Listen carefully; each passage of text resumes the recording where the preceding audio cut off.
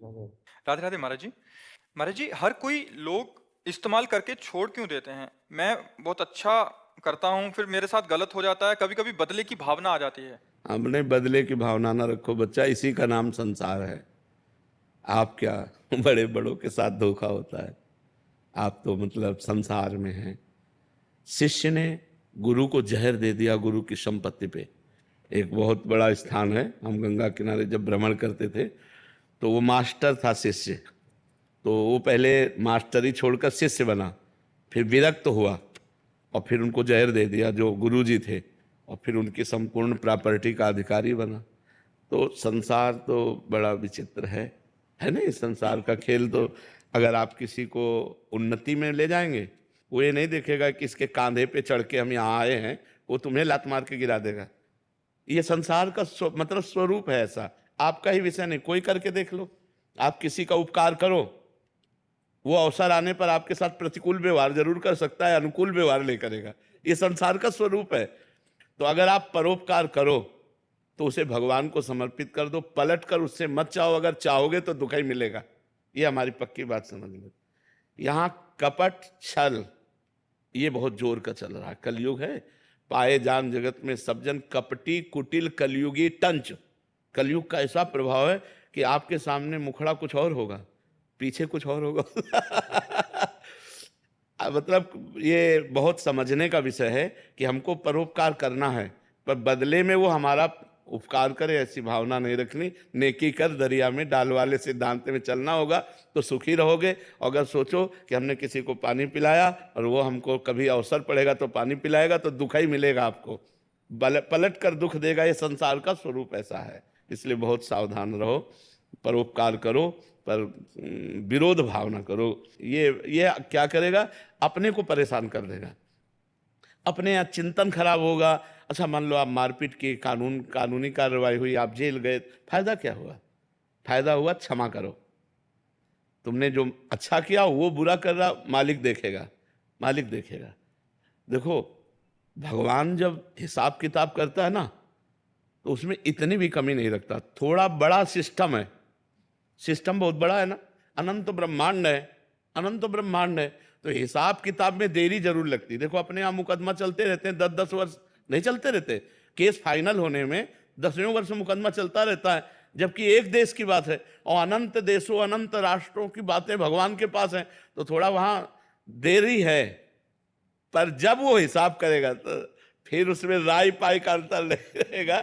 इसलिए हम उनके ऊपर छोड़ दें और हम मस्ती में हो जाएं। मालिक हिसाब करेगा, हम हिसाब करेंगे तो फंस जाएंगे, क्योंकि हमारे द्वारा कर्म बिगड़ जाएगा, मानसिकता बिगड़ गई, संपत्ति नष्ट हुई, जीवन नष्ट हो सकता है, ज्यादा गुस्सा आ गई, हिंसा हो सकती है। हमको लौटना चाहिए, विरोध भाव से वापस लौटना चाहिए, क्रोध भाव को अंदर दबाना चाहिए और अपने को बचा लेना चाहिए। नहीं तो बहुत प्रकार की समस्याएं हमारे जीवन में आ सकती हैं।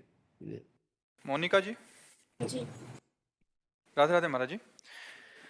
महाराज जी, प्रभु प्रेम पूरी तरह समर्पण मांगता है और भक्ति में भी समर्पण होता है। दोनों मार्ग ईश्वर को प्रिय हैं, पर नहीं, दोनों दोनों ही मार्ग कठिन नहीं, मार्ग एक ही है। भक्ति से ही प्रेम प्रकट होता है। पहले नवधा भक्ति होती है, फिर प्रेम लक्षणा भक्ति होती है। दो मार्ग हैं, ज्ञान और भक्ति। जो विशुद्ध ब्रह्मबोध का मार्ग है, जो वेदांतदर्शी ज्ञान है, वो एक अलग मार्ग है। और एक भगवान की समर्पण की भक्ति नवधा करके फिर प्रेम प्राप्त करना, ये अलग मार्ग है। तो भक्ति और प्रेम ये दो मार्ग नहीं है।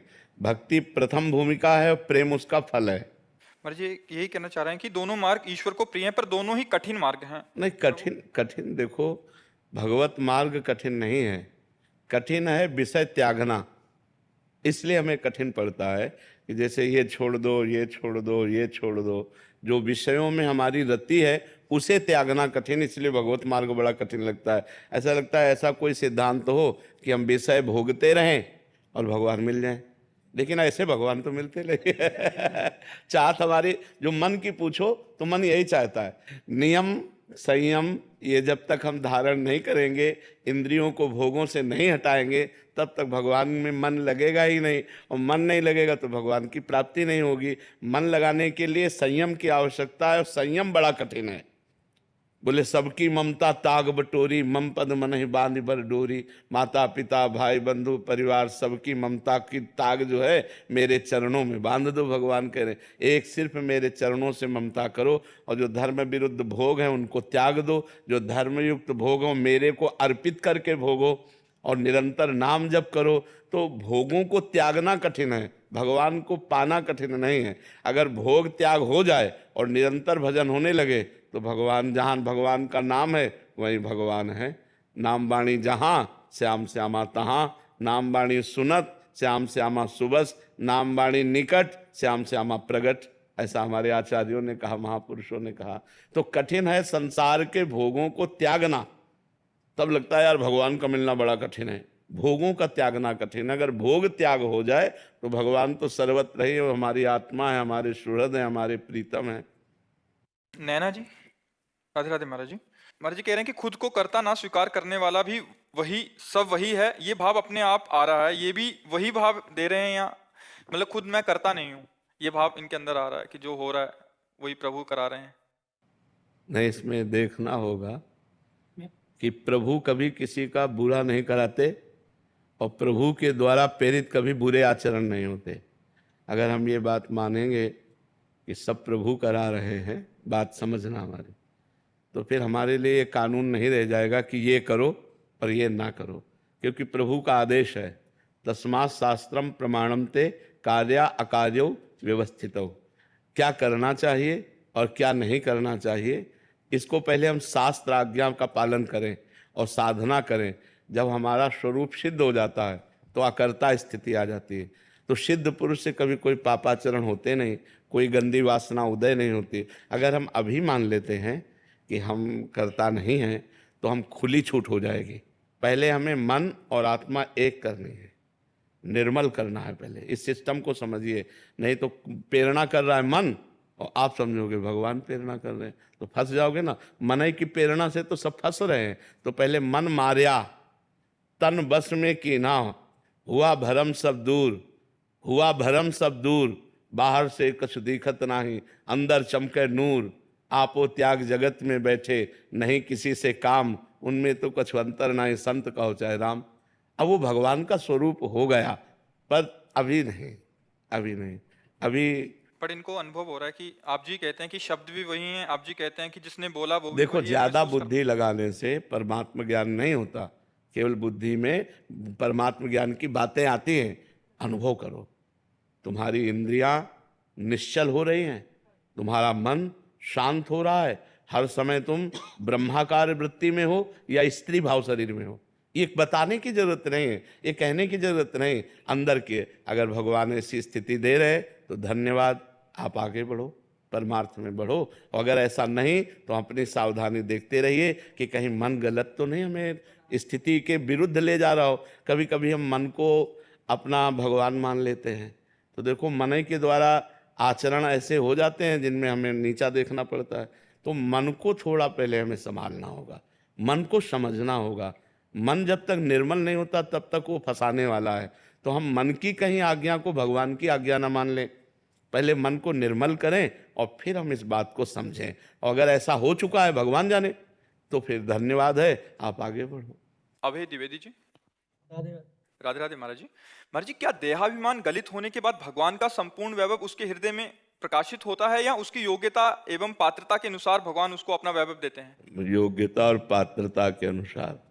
संपूर्ण वैभव झेलने की तो सामर्थ्य नहीं है।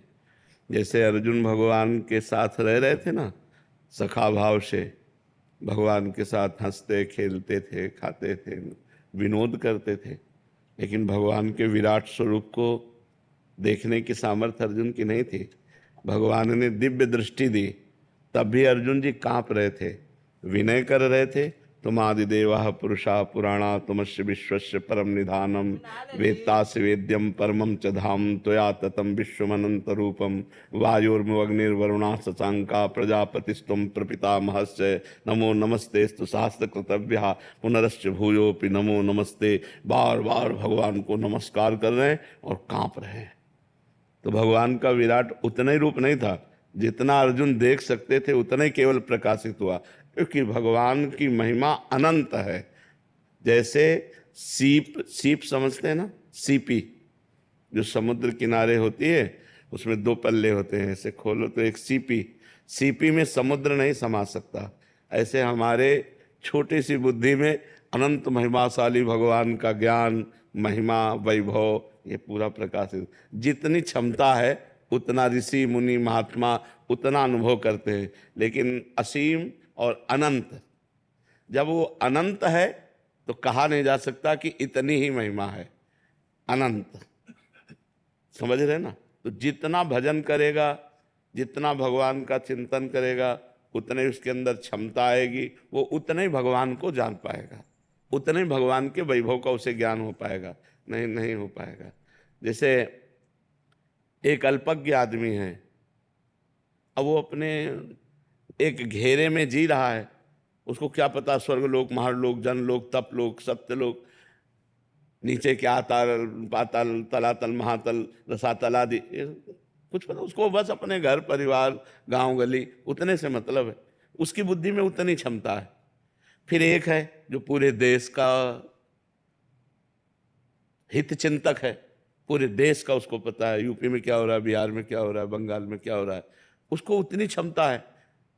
और एक है पूरे मृत्युलोक का, देवराज इंद्र, पूरा शासन है उसका, त्रिभुवनपति है, वो स्वर्ग में बैठा हुआ पूरे मृत्युलोक पर नजर, कौन कहाँ क्या कहे, जो उन पर नजर रख रहे हैं वो प्रजापति हैं, जो प्रजापतियों पर नजर रख रहे हैं वो ब्रह्मा जी हैं, जो ब्रह्मा जी पर भी नजर रख रहे हैं वो ब्रह्म है वो परमात्मा है। कैसे उस अनंत परमात्मा को, अगर भगवान से पूछो तो भगवान भी अपना अंत नहीं बता सकते, क्योंकि वो अनंत है। राम न सके नाम गुण गाय, नाम धाम रूप लीला उसकी अनंत है। अनंत शब्द की कोई महिमा थोड़ी बताई जा सकती है, अनंत है, वो अनंत है। अंत हो कि इतना है तो जाना जा सकता है अनंत की महिमा। हाँ, तो इसलिए श्रुति, संत, वेद, पुराण सब उनकी महिमा गा रहे हैं, लेकिन वेद भी कहता है नेति नेति, नाइति नाइति, इतना ही नहीं है, वो अनंत है। वो इसीलिए बस नमस्कार है, और जो जितना भजन करता है उतना ही अनुभव कर पाता है। चित्रा जी नोएडा से। श्री हरिवंश महाराज जी, गुरुदेव आत्मज्ञान और ब्रह्म ज्ञान क्या है? एक ही बात है, वही ब्रह्म ही आत्मा है, आत्मा ही ब्रह्म है। उसी को पर्यायवाची समझो, जैसे जल वारि तोय, तो जल भी वही है, वार भी वही है, तोय भी वही है, आत्मा भी वही, परमात्मा भी वही, ब्रह्म भी वही है, भगवान भी वही है, हरि भी वही है, नारायण भी वही, वही एक है। एको ब्रह्म द्वितीयो नास्ति, दूसरा कोई है नहीं। उसके नाम अनंत हैं, कोई उसे परमात्मा पुकारता है, कोई उसे आत्मा पुकारता है, कोई उसे ब्रह्म पुकारता है, कोई भगवान कह के पुकारता है वही, दूसरा कोई थोड़ी है। कृष्ण गोपाल